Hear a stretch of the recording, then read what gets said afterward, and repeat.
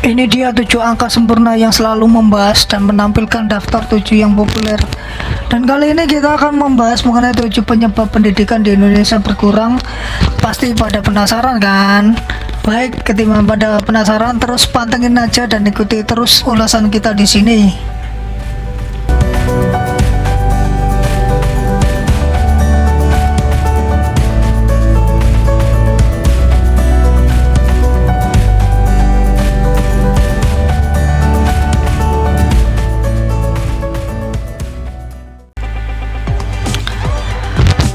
Mutu pendidikan suatu bangsa merupakan cerminan dari bangsa tersebut.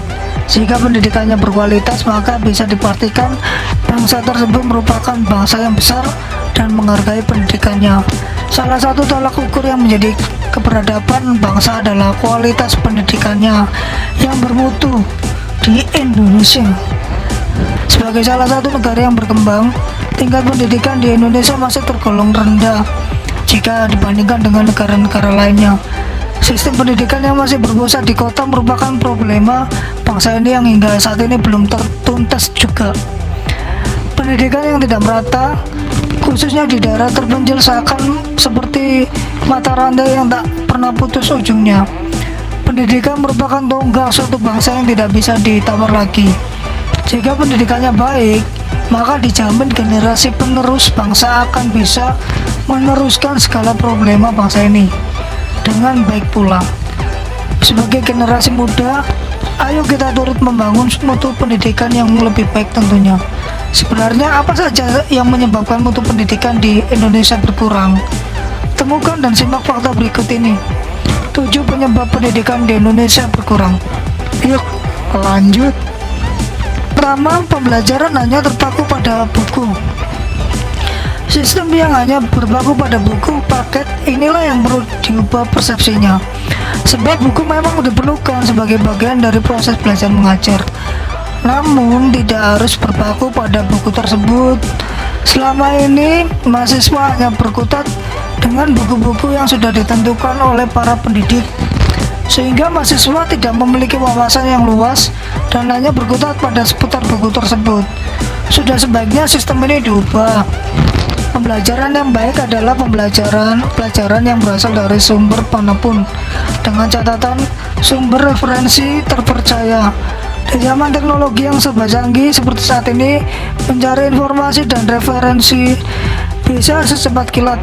Dengan hanya bermodal koneksi internet, semua bisa didapatkan. Maka jangan heran jika saat ini generasi bangsa ini menjadi malas membaca. Kehadiran buku paket hanya akan menjadi buku formal dan hanya sebagai kewajiban yang semata-mata dibeli oleh siswa yang bersangkutan. Jika sudah begitu, jangan harap siswa akan membaca buku tersebut. Mayoritas guru akan mewajibkan siswa tersebut untuk membeli buku. Hal inilah yang salah, karena nantinya siswa akan berpikir akan mendapat nilai jelek jika tidak membeli buku tersebut. Sekilas menilik pembelajaran di Indonesia belakangan ini, beberapa tahun sebelumnya sudah mengalami beberapa perubahan. Mulai dari beberapa kurikulum dari KBK hingga menjadi KTSP. Hampir setiap menteri mengganti kurikulum lama dengan kurikulum yang baru. Namun adakah yang berbeda dari kondisi pembelajaran di sekolah-sekolah? Tidak, karena pembelajaran di sekolah sejak zaman dulu masih memiliki kurikulum buku paket. Sejak era 60 sampai 70-an, pembelajaran di kelas tidak jauh berbeda dengan sebelumnya. Apapun kurikulumnya, pendidik hanya mengenal buku paket. Materi dalam buku paketlah yang menjadi acuan pengajaran guru. Sebagian guru tidak pernah mencari sumber referensi lain sebagai acuan belajar. Hingga kini diterapkanlah kurikulum baru, yakni kurikulum 2013 yang menjadi acuan pembelajaran saat ini. Kurikulum yang dicetuskan mantan Menteri Pendidikan Muhammad Nuh ini hanya menuai protes karena tidak sesuai dengan kemampuan siswa. Siswa dituntut untuk lebih lama di sekolah dengan berbagai kegiatan akademik yang berjalan hingga sore hari. Sistem pekerjaan rumah atau PR yang begitu banyak sehingga membuat siswa jenuh. Belum lagi dengan masalah guru yang bersangkutan. Guru juga dituntut hanya menjadi fasilitator saja di dalam pembelajaran. Hal ini memang mendorong siswa menjadi aktif, namun tidak menutup kemungkinan siswa hanya menjadi generasi kopas alias copy paste, karena siswa akan berpikir dengan menempuh cara yang mudah dan cepat, yakni mencari sumber referensi dari web apapun. Padahal informasi tersebut belum tentu merupakan sumber referensi yang bisa dipercaya dan belum tentu benar. Kedua, pembelajaran hanya diterapkan dengan metode ceramah. Fenomena yang terjadi saat ini di tingkat sekolah adalah masih diterapkannya pembelajaran dengan metode sistem ceramah yang kurang efektif. Metode ceramah memang diperlukan, namun hanya sebagai pengantar saja pada sistem pembelajaran. Jika sudah memasuki bab yang akan dibahas, metode dengan menggunakan sistem diskusi tentu lebih baik untuk diterapkan. Dari diskusi inilah siswa akan diajak untuk meningkatkan kemampuan nalarnya lebih luas lagi. Berbeda dengan metode ceramah, hanya akan membuat siswa menjadi mengantuk, bukan bisa menyerap materi pelajaran yang disampaikan guru. Siswa akan cenderung lupa atau bahkan tidak mengerti sama sekali terhadap apa yang guru sampaikan. Mungkin metode pembelajaran yang menjadi favorit sebagian guru hanya satu, yaitu metode berceramah. Karena berceramah ini mudah dan ringan, tanpa modal, tanpa tenaga, tanpa persiapan yang rumit. Metode ceramah menjadi metode yang terbanyak yang dipakai guru, karena memang hanya inilah metode yang benar-benar dikuasai sebagian besar guru. Pernahkah guru mengajak anak berkeliling sekolahnya untuk belajar? Pernahkah guru membawa siswanya melakukan percobaan di dalam lingkungan sekitar? Atau pernahkah guru membawa seorang ilmuwan langsung datang di kelas untuk menjelaskan profesinya? Mungkin hanya satu alasannya, yaitu biaya. Lagi dan lagi terkendala dengan masalah biaya. Mungkin sebagian guru berpikir dengan menuntaskan tugasnya untuk mengajar, hal itu sudah lebih dari cukup karena tidak ada anggaran dana untuk hal itu. Disinilah kesejahteraan seorang guru perlu dipertimbangkan, karena guru merupakan generasi pencetak bangsa. Guru hanya menyampaikan apa yang ia ketahui tanpa mendapatkan feedback dari anak didiknya, sehingga siswa cenderung menelan begitu saja informasi yang diterimanya. Apakah ini merupakan suatu pembelajaran yang efektif? Tentu saja tidak, karena siswa hanya sebagai penerima informasi, bukan sebagai anak didik yang bisa mengembangkan ilmunya lebih luas lagi.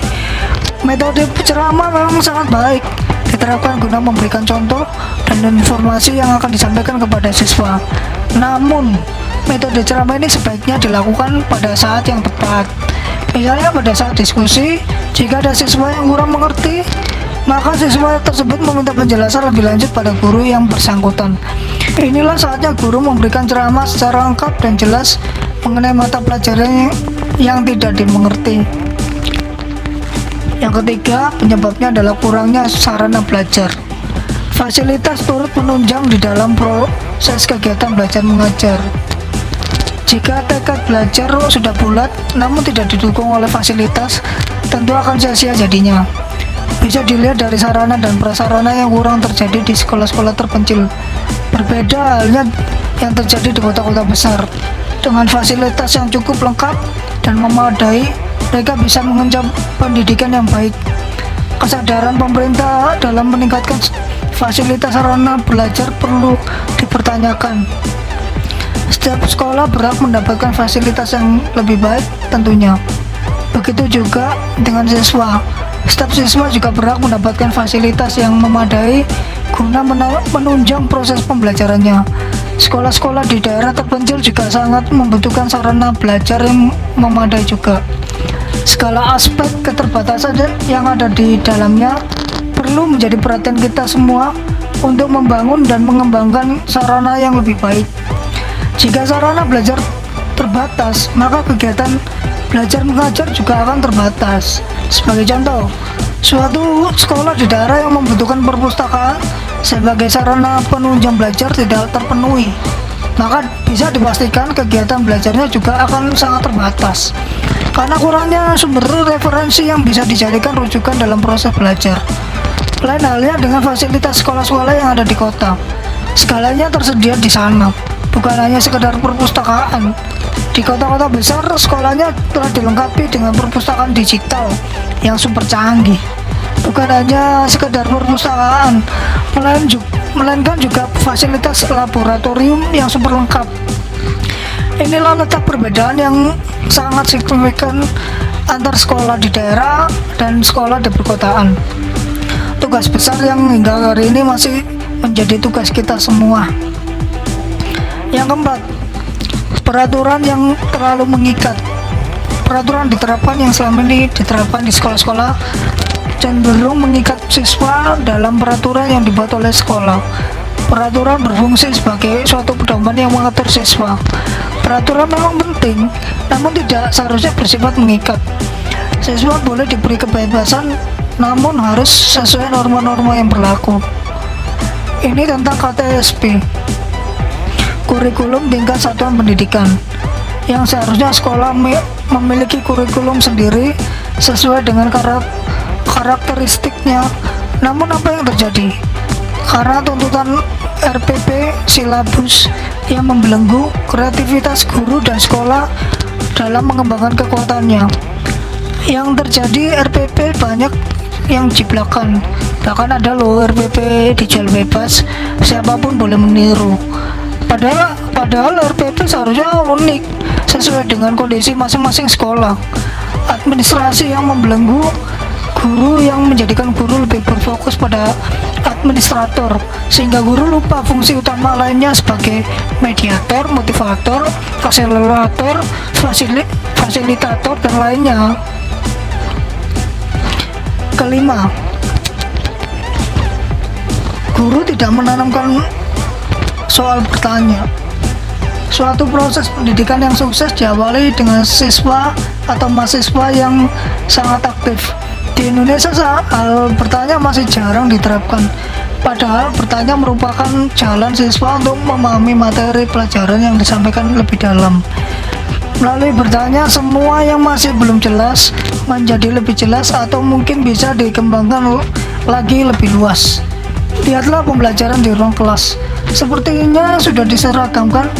Anak duduk rapi, tangan dilipat di meja, mendengarkan guru menjelaskan, seolah-olah anak dipaksa mendengar dan mendapatkan informasi sejak pagi sampai siang. Belum lagi ada sekolah yang menerapkan full days. Anak diajarkan cara menyimak dan mendengarkan penjelasan guru, sementara kompetensi bertanya tak disentuh. Anak-anak dilatih sejak TK untuk diam saat guru menerangkan, untuk mendengarkan guru. Akibatnya siswa tidak dilatih untuk bertanya. Siswa tidak dibiasakan bertanya. Akibatnya siswa tidak berani bertanya. Selesai mengajar, guru meminta anak untuk bertanya. Heninglah suasana kelas. Yang bertanya biasanya anak-anak itu saja. Hal ini bisa saja terbawa hingga ke pendidikan tinggi. Rasa respek terhadap suatu materi pelajaran sangat kurang, sehingga siswa cenderung cuek terhadap apa yang disampaikan gurunya. Fenomena cuek terhadap suatu materi pelajaran banyak terjadi di bangku perkuliahan. Biasanya hanya orang-orang tertentu saja yang memiliki rasa ingin tahu yang lebih luas. Jika sudah begini, siapa yang patut disalahkan? Tidak ada yang tahu. Namun bukan tugas kita untuk saling menyalahkan. Tugas kita adalah memperbaiki sistem pembelajaran yang masih kurang efektif ini. Bertanya merupakan jembatan siswa dalam memahami materi pelajaran yang disampaikan oleh guru yang bersangkutan. Jadi, pada zaman sekarang tidak lagi berlaku pepatah malu bertanya sesat di jalan, melainkan malu bertanya tidak akan paham. Yang keenam, metode pertanyaan terbuka tidak dipakai. Apa itu metode pertanyaan terbuka? Metode pertanyaan terbuka merupakan metode ujian dengan memberikan soal, tetapi mahasiswa boleh menjawab soal tersebut dengan membaca buku. Metode ini diterapkan oleh negara Finlandia dan merupakan salah satu ciri dari negara tersebut. Sebagai negara yang menduduki peringkat pertama pada kualitas pendidikannya, Finlandia tidak takut untuk menerapkan metode tersebut. Sebaliknya, menuai kesuksesan terbukti dengan ditempatkannya negara tersebut pada posisi teratas dalam kualitas pendidikannya. Bagaimana dengan Indonesia? Indonesia masih terkesan takut dalam menerapkan sistem pertanyaan terbuka ini. Pendidik seakan takut dan berpikir mahasiswanya nanti akan banyak yang menyontek. Pendidik di Indonesia belum siap menerapkan ini karena masih kesulitan membuat soal terbuka. Soal terbuka seolah-olah beban berat. Mendingan soal tertutup atau soal pilihan ganda. Menilainya mudah, begitu kira-kira alasan pendidik pada zaman sekarang. Jika hanya jalan mudah yang hanya dipikirkan tanpa memperhatikan aspek yang lebih luas, yakni aspek pemahaman siswa, maka pendidikan di Indonesia tidak akan pernah maju. Metode pertanyaan terbuka merupakan sistem pendidikan baru yang bisa diterapkan dalam sistem pendidikan di Indonesia. Dengan sistem ini memungkinkan siswa lebih memiliki daya berpikir yang kreatif dan bisa mengembangkan ilmu yang didapatnya. Siswa tidak harus terpaku pada soal-soal yang diberikan, melainkan bisa menjawab soal dengan daya pikirnya sendiri. Kebiasaan menjawab soal dengan metode menghafal sudah sangat sering diterapkan di Indonesia. Sistem menjawab soal dengan seperti ini cenderung membebani para siswa. Siswa dituntut untuk selalu mengingat sesuai dengan yang ada di buku, padahal daya ingat sifatnya terbatas. Sehingga metode ujian pertanyaan terbuka ini sangat tepat bila diterapkan di Indonesia.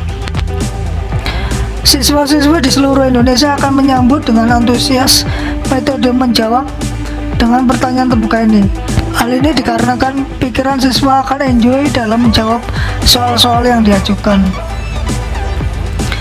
Menerapkan budaya metode pertanyaan terbuka memang tidak harus selalu diterapkan secara instan. Bisa dengan metode perlahan-lahan agar mahasiswa tidak kaget jika metode pertanyaan terbuka ini diterapkan. Sebenarnya budaya metode pertanyaan terbuka sudah bisa diterapkan di Indonesia, namun realisasinya masih dalam tahap wacana. Selain itu, dengan adanya metode pertanyaan terbuka, seorang siswa juga akan dituntut untuk memahami buku lebih luas. Secara otomatis, metode pertanyaan terbuka ini mendorong siswa untuk gemar membaca. Dan yang terakhir, penyebab pendidikan di Indonesia berkurang adalah budaya menyontek. Terakhir adalah fakta tentang menyontek. Satu kata yang mungkin sudah mendarah daging pada generasi terdidik bangsa ini, fenomena menyontek seakan-akan bukan lagi menjadi hal yang tabu pada saat ujian. Menyontek merupakan suatu tindakan yang bertujuan mencari jawaban dengan cara bisa bertanya kepada teman ataupun dengan cara membuat catatan kecil yang disimpan di dalam saku. Sebenarnya hal apa sih yang membuat seseorang menyontek? Menyontek dilakukan karena orang tersebut merasa tidak bisa menjawab atas pertanyaan yang diajukan, atau mungkin orang tersebut merasa kurang yakin atas jawaban yang dibuatnya sendiri. Kebiasaan menyontek ini bisa hadir karena sejak kecil kita telah ditanamkan untuk menyontek. Kebiasaan-kebiasaan pada saat kecil inilah yang mendarah daging hingga perguruan tinggi. Kebiasaan menyontek tidak serta-merta bisa dimusnahkan begitu saja. Perlu penanaman karakter untuk menghilangkan kebiasaan yang tidak baik tersebut. Penanaman dengan lemah lembut dan penghapusan kebiasaan menyontek secara perlahan bisa secara menghilang secara kontinu. Di negara-negara maju, kebiasaan menyontek hampir jarang ditemui. Hal ini dikarenakan pertanyaan yang ada di dalam soal bersifat objektif, sehingga berbagai pertanyaan bisa dijawab sesuai dengan pengetahuan yang dimiliki oleh siswa tersebut. Bisa dicontoh seperti beberapa kampus yang menerapkan larangan untuk menyontek. Sekolah Tinggi Akuntansi Negara atau disingkat STAN merupakan salah satu kampus yang menerapkan larangan untuk menyontek. Sekali ketahuan menyontek, maka langsung di drop out Hal ini merupakan suatu metode pendidikan yang patut untuk dicontoh dan diterapkan di kampus lainnya. Metode ini bisa menciptakan lulusan yang berkompeten dan berkualitas. Terlepas dari semua kasus yang menimpa alumni STAN, sistem pembelajaran seperti yang diterapkan di kampus yang menghasilkan abdi negara di bidang perpajakan ini sangat efektif untuk memusnahkan budaya menyontek. Tidak main-main, sanksinya bagi yang melanggar peraturan ini ialah di DO alias drop out.